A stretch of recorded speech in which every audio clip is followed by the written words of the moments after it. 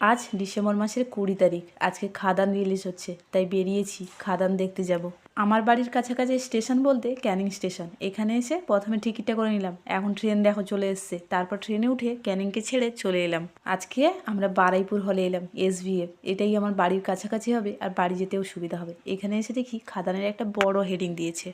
এদিকে দেখো প্রথম দিন, তাই লোকের চাপও বেশি। অন স্পট তো টিকিট পেলোই না, সব আগে থেকে বুকিং। এখানে এসে প্রথমে কয়েকটা ছবি তুলে নিলাম। বাইরের হেডিংটা বেশ বড় ছিল, কিন্তু ভিতরের এখানে ছোট্ট মতো দিয়েছে। তারই সামনে দাঁড়িয়ে কয়েকটা ছবি তুললাম।